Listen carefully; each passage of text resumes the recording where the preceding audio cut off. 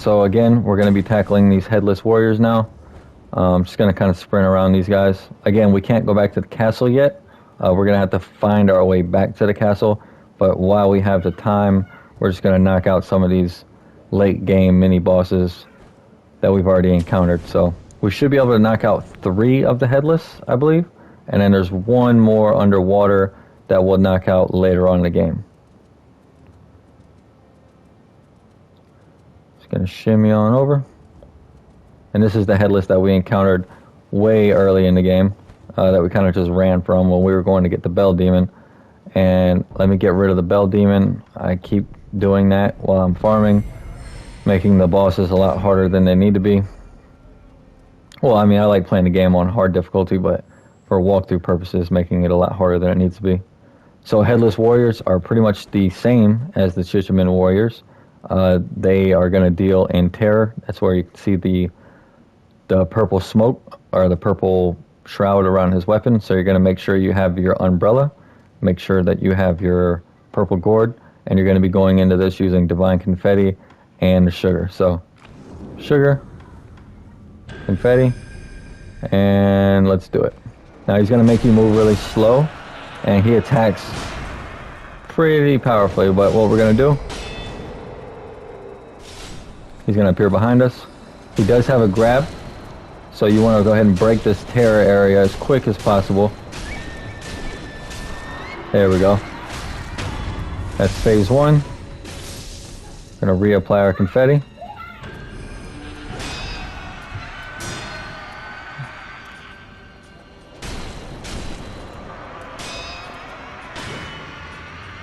Just realized I haven't used the Malcontent Ring once.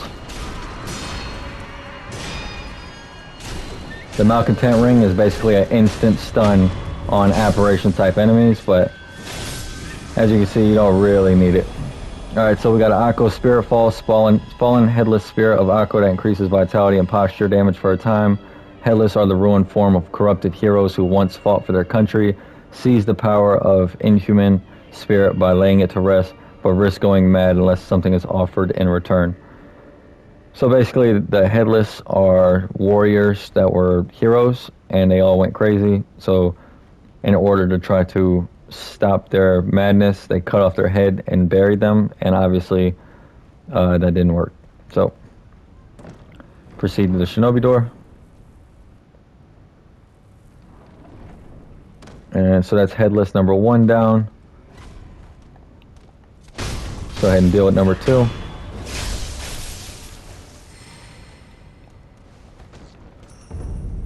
Alright, so now we're going to have to go back to the Mibu village, which is in... No.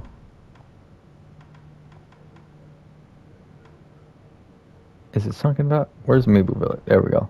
Alright, so it's going to be in the hidden forest right above Mibu village. So that's going to be the location of the next Headless, and there's some items down there that we want to grab anyway. Alright, cool. So Headless number 2, we'll go down there and clear everything out before we engage him, but very much the same as the first Headless. You're going to want to make sure you are deflecting those long sweeping attacks and making sure that you are paying good attention to any terror buildup that you have, and then just punishing when you get the chance. Alright, so everything here looks good. I'm going to use the Malcontent Ring on this one just to kind of show you what that does. Between Malcontent and your purple shield, you should have no problem here. And then on the next one, I'll unlock another ability that's going to make the fight even easier with the umbrella. I just don't feel like going to grab it right now. Alright, so we're in. Alright, so we used Malcontent, and then he hit me, so it didn't do anything. And he keeps hitting me, and the terror killed me. That was a very bad play. Alright, let's just kill him the old-fashioned way.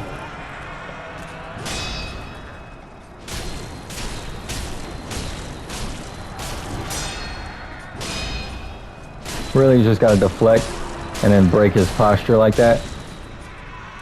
Anytime he's going to swing, just deflect. Not a huge deal if he gets a hit off, but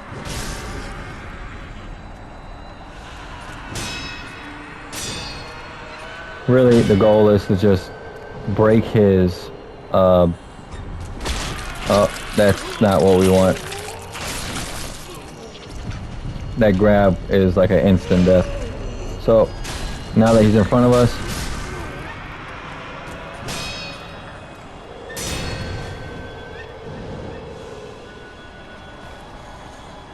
whenever he just disappears, just run forward and get away from him, because he's going to appear right behind you.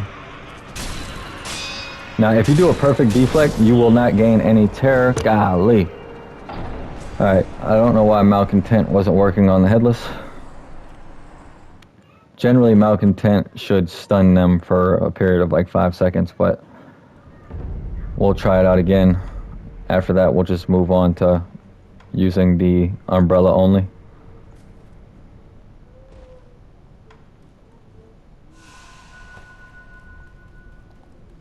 The Headless are kind of creepy when you first fight them too, at the very first time. The music that plays is kind of creepy, and just the environment of fighting just a headless thing that's swinging a huge sword at you.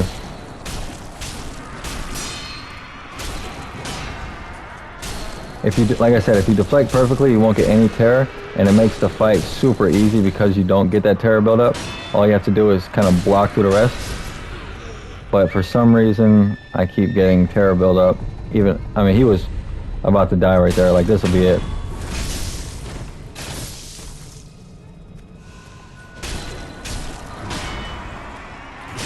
There we go. Oh my goodness. You can get far enough away to where you don't have to worry about the slow anymore, but he will chase after you like you just saw. There we go. There we go. There we go. He's trying to grab. We'll do another Divine Confetti. It's always worth using the Divine Confetti here.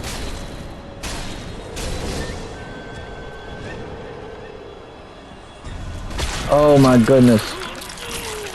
He got me again.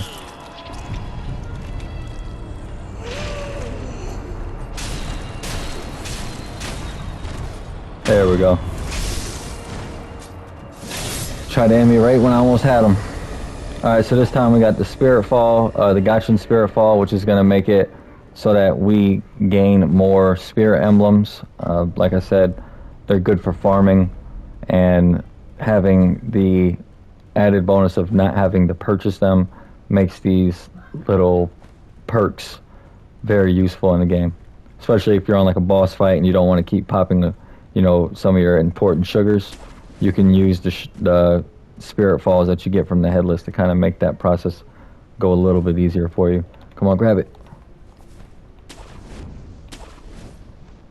Go ahead and get up here. Get away from the chicken. Alright, so we got one more Headless, I believe. Let me see if I can find it. Rest first, obviously. Alright, so what we're going to do is we are going to go and acquire skills. Do we have projected force?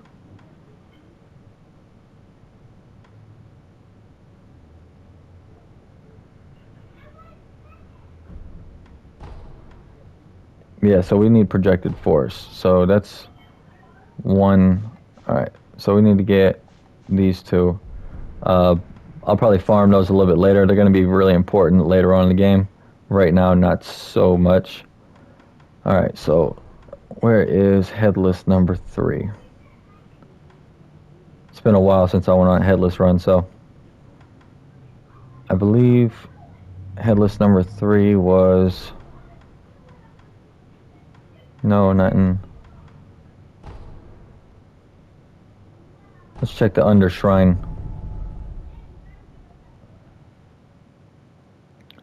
Yeah, the Headless Warriors and the Shitsman Warriors is pretty simple, especially once you get those upgrades. That's why I always prefer to come back to them after I've upgraded a bunch of my stuff. They just tend to make it a lot easier. Yeah, I think the Headless is over here.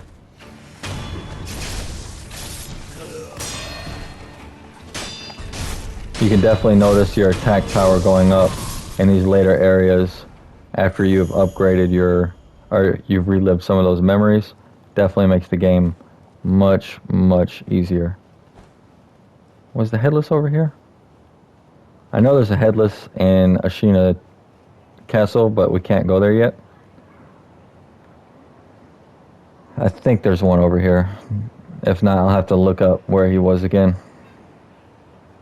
And the next Shitchaman Warrior should be in Fountainhead Palace. Oh, I forgot about these guys.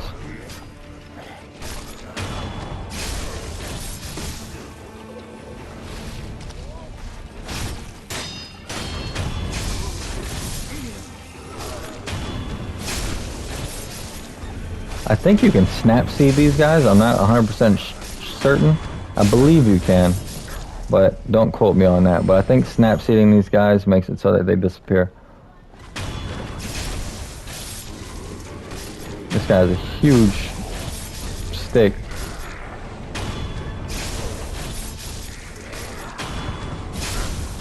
Let's see if they respawn.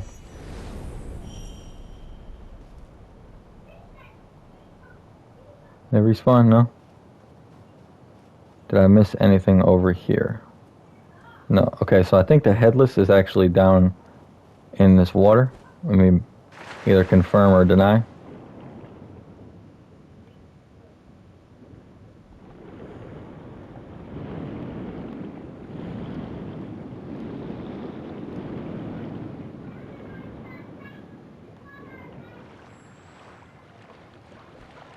Definitely looks like... Oh, yep, there he is. Alright, so same strategy with the Headless. Let me find out why Malcontent wasn't working. Alright, cool. So we got that. We got that. Alright. So same strategy. Nothing changes. Gonna continue to pressure. Use your confettis. Use your sugars. And... Oh, no, I didn't mean to do that. There we go. Malcontent worked this time. So you see how it stuns him? So keep doing that. This is how you get through that first phase without taking any damage. Well, ideally without taking any damage.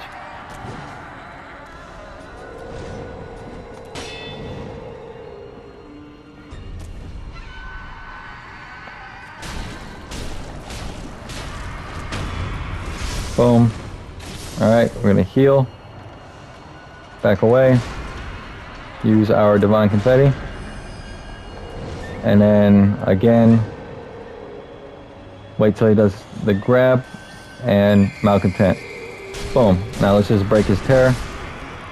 Second phase, he will do a slam, so that's why I'm trying to move to the side when I do it.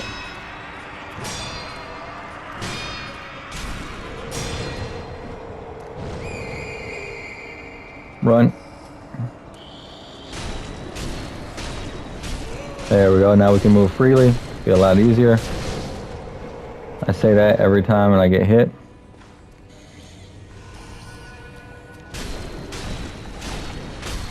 Alright, Headless number 3 is down. Alright, so we got the Gokuns. It consumes spirit emblems to use repeatedly, but it does reduce your posture damage taking. So, very useful item, especially on bosses like Demon of Hatred that we'll see later, that does really high posture damage to you. But it does use spirit emblems, so there are better uses than that in the game. Alright, so that's Headless number 3. And like I said, we haven't been to the place with the 3rd Shitchaman Warrior and the 4th Headless. I think there's actually 5 Headless. There's one in Fountainhead Palace, I know, because it's an underwater fight. And then there's one in the castle that is also an underwater fight. So we'll knock those out in the order that they come. But for now, we are going to head back to the Divine Child of Rejuvenating Waters or whatever. And we'll hit the dialogue for him and give him the snake hearts. I keep forgetting what to call them. persimmons or something like that. Yeah, we'll give them those. But yeah, as you can see right there, I mean, those bosses are absolute pain in the ass to deal with when you do not have those upgrades. And just by waiting to deal with them until you do have those upgrades just makes it almost a joke, considering how hard they are without. So we're going to head back to the inner sanctum, and we'll get hit with some dialogue here. And then after this episode, we'll go back to cleaning up some of the story stuff, or the actual bosses. Have you acquired both persimmons of the serpent? Yes, I've found them. This shade of red. It is as I expected. A persimmon is an apt comparison. You're actually going to eat them? Of course. Doing so will allow me to become a cradle to return the dragon's heritage to its home. However, I hesitate to eat them in front of you. Please come back after some time. I will eat the two. I will require... Understood. Alright, so we're going to give her time to do her thing. And while we're doing that, we are going to head back to... Where is it? I feel like I'm missing something. No, not in the Harada. Not in the bottomless hole. Alright, we're going to head to the abandoned dungeon. Go to the beginning of it. And this is going to be how you're going to re-enter into the Ashina Castle. So do outs for farming is farm up enough to get the projected force ability, and that is going to unlock some really, really important things for us to have going on, with, especially with our umbrella. The umbrella is really the main focus when it comes to that ability. But you're going to run back up through here. Again, we can't fast travel to this point because we did, it does reset everything. So let's see, any more? No.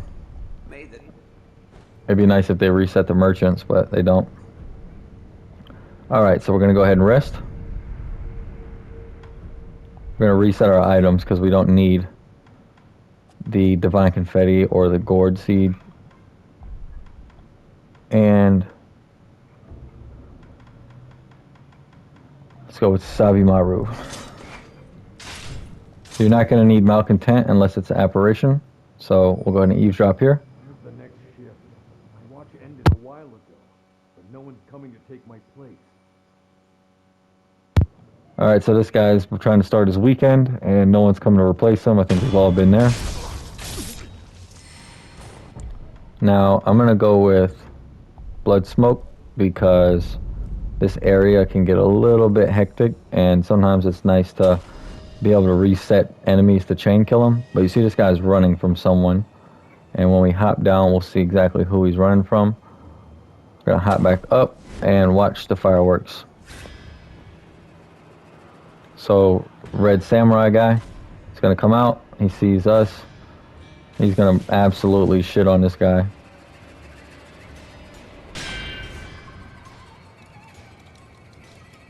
And I think the Headless is actually in the water past this gate, but we'll deal with him after we've dealt with the rest of the castle. Now, this guy is going to be a parry challenge again, but if you parry enough of his strikes, easy is, easy does. So just focus on those parries, but as you can see, the enemy types in Ashina Castle have upgraded immensely. The shinobi. They're in the moat. Alright, so the shinobis are in the moat. So he's basically saying that there are more people like me in the moat, and we're going to have to deal with that. Now they've closed off the back gate, so we only really have one option, which is taking the moat anyway, because they've collapsed the bridge here as well. So we're going to jump down, use these planks that they use to climb up, and now this gate is open to swim under. Let me make sure we cleared everything down here. Nope. Treasure carp scale. That's another thing we got to do, is go finish off our treasure carp guy. I think we got enough. There's one down here. Another carp. So much to do in this game, and it doesn't feel like it would make sense to have this much to do, because it's kind of like a linear game, but once you kind of get the feel of it, you'll start seeing just how open the game is, and how much stuff you can do at any point in the game. Like, you can tackle these areas really in any order that you want. Alright, so this is a good stopping point. We'll go ahead and clear, I believe there's new enemies in the reservoir. Not 100% sure. I'll probably check that out before I go live on the next video. And then we will start clearing back into the Ashina Castle, and then we'll deal with the Headless once we've dealt with the people at the top of the Ashina Castle. So stay tuned, and I shall be back.